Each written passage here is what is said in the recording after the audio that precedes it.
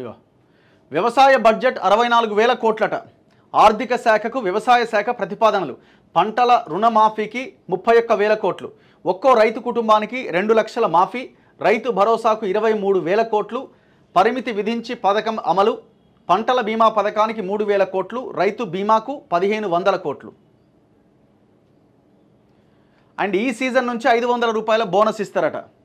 రైతు సంక్షేమ పథకాలకు 2024-25 ఆర్థిక సంవత్సరానికి గాను 64,000 కోట్ల నిధులు అవసరమవుతాయని వ్యవసాయ శాఖ ప్రతిపాదన తయారు చేసిందట. ఇది ప్రతిపాదన మాత్రమే. మరి ప్రతిపాదనలని వ్యవసాయ ఫైనాన్స్ మినిస్టరు, ముఖ్యమంత్రి వీళ్ళందరూ క్రోడీకరించి ఎట్లా చేయాలి ఏంటన్న దాని మీద ఈ బడ్జెట్ పెట్టే అవకాశం కనబడతా ఉన్నది. వ్యవసాయ శాఖ మాత్రం ఈ ప్రతిపాదన చేస్తున్నదట.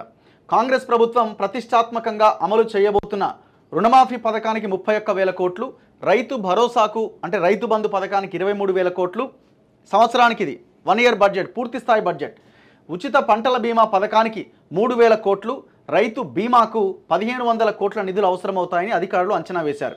వ్యవసాయ యాంత్రీకరణకు 500 కోట్లు, ఇతర పథకాలు, కేంద్ర ప్రాయోజిత పథకాలకు మ్యాచింగ్ గ్రాంట్, ఉద్యోగుల వేతనాలు అన్నింటికీ కలిపి మరో 5,000 కోట్లు అవసరమవుతాయని లెక్కించారట. మొత్తం మీద ఏడాదికి 64,000 కోట్లతో బడ్జెట్ ప్రతిపాదనలు తయారు చేసి ఆర్థిక శాఖకు సమర్పించినట్టు విశ్వసనీయ వర్గాల ద్వారా తెలిసింది.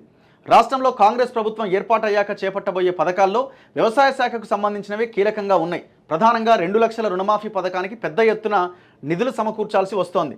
ఇందుకోసం 31,000 కోట్ల వరకు నిధులు అవసరమవుతున్నాయి. ముఖ్యమంత్రి రేవంత్ రెడ్డి కూడా ఇటీవల కేబినెట్ భేటీ తర్వాత రుణమాఫీ లెక్కలు వెల్లడించారు. ఈ క్రమంలో వచ్చే బడ్జెట్లో రుణమాఫీకి 31,000 కోట్లు ప్రతిపాదన పెట్టిరట. రైతు భరోసా కూడా బడ్జెట్ పెరుగుతున్నదట. యాక్చువల్గా 7,500 కోట్లేమో అయ్యేది కేసీఆర్ రైతు బంధు అమలు చేసినప్పుడు. 7,500 ఎంత మొత్తం ఎంత 15,000 కోట్లు అయ్యేది. మరి 23,000 కోట్లు ఎందుకు అవుతుంది? రైతు భరోసా పథకానికి కూడా బడ్జెట్ పెరుగుతోంది. గతంలో రైతు బంధు పథకంలో ఎకరానికి 5,000 ఇచ్చేది, 2 పంటలకు కలిపి 10,000 ఇచ్చేది. ఈసారి 7,500 అని అంటున్నారు, అంటే 15,000 పెరుగుతున్నది బడ్జెట్. ఇప్పుడు రైతు భరోసా పథకంలో ప్రతి సీజన్కు 7,500 రూపాయల చొప్పున ఏడాదికి 15,000 ఇస్తామని ప్రభుత్వం ప్రకటించింది. ఈ ఖరీఫ్ సీజన్ నుంచే రైతు భరోసా ప్రారంభమవుతోంది. అయితే ఎకరానికి 5,000 పెరుగుతున్న నేపథ్యంలో బడ్జెట్ కూడా పెరుగుతున్నది. గతంలో ఏడాదికి 15,000 కోట్ల నిధులు రైతు బంధుకు పెట్టేవారు. ప్రభుత్వం 23,000 కోట్ల బడ్జెట్ పెడుతున్నట్టుగా సమాచారం. అయితే ఈ పథకంలో ఇకపైన పరిమితి విధించబోతున్నారు. గతంలో ఎంత భూమి ఉన్నా రైతు బంధు ఇచ్చేవాళ్ళు. ఇప్పుడు కటాఫ్ పెట్టే యోచనలో ప్రభుత్వం ఉన్నది. ఏ ప్రాతిపదికన అనర్హులను తొలగించాలి అన్న అంశంపైన వచ్చే అసెంబ్లీ సమావేశాల్లో చర్చించి నిర్ణయం తీసుకోబోతున్నారు. ఇక రాష్ట్రంలో 5 ఏళ్లుగా పంటల బీమా పథకం అమలు కావట్లే. కాంగ్రెస్ ప్రభుత్వం పంటల బీమా పథకాన్ని అమలు చేస్తామని ప్రకటించి ప్రధానమంత్రి ఫసల్ బీమా యోజనలో చేరింది. 2018లోనే కేసీఆర్ ఈ పథకం నుంచి బయటకు వచ్చింది. ఇది అక్కర్లేదు, ఇది వేస్ట్ పథకం అన్నాడు. మరి నువ్వేమైనా పెట్టా బీమా పథకం అంటే నేను పెట్టను అన్నాడు. సో ఇప్పుడు మళ్ళీ వీళ్ళు ఆ ప్రధానమంత్రి ఫసల్ బీమా యోజన పథకంలో ఈ కాంగ్రెస్ గవర్నమెంట్ కూడా చేరింది.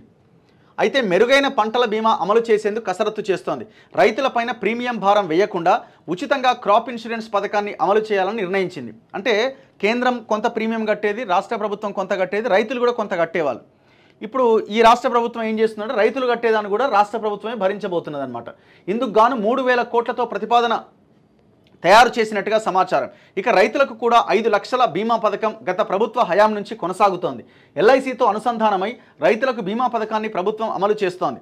రైతుల తరపున ప్రీమియం చెల్లించేందుకు బడ్జెట్లో 1,500 కోట్లు ప్రతిపాదించడం గమనార్హం. వీటితో పాటు వ్యవసాయ యాంత్రీకరణ పథకానికి 500 కోట్లు ప్రతిపాదించినట్టుగా తెలిసింది. ఈ సీజన్ నుంచి 500 రూపాయల బోనస్ ఇస్తారట. ఈ ఖరీఫ్ సీజన్ నుంచే బోనస్ పథకాన్ని కూడా ప్రభుత్వం అమలు చేస్తోంది. సన్న రకాలు సాగు చేసిన రైతులకు క్వింటాల్కు 500 రూపాయల చొప్పున బోనస్ ఇస్తామని ప్రభుత్వం ప్రకటించింది. అయితే కొనుగోలు కేంద్రాలకు ఎంత ధాన్యం వస్తుంది, ఎంత సేకరిస్తారు అనే దాన్ని బట్టి నిధులు అవసరమవుతాయి. టన్నుకు 5,000 చొప్పున ఎన్ని టన్నుల ధాన్యం సేకరిస్తే అన్ని నిధులు రాష్ట్ర ప్రభుత్వం సన్నాల రైతులకు చెల్లించాల్సి వస్తుంది.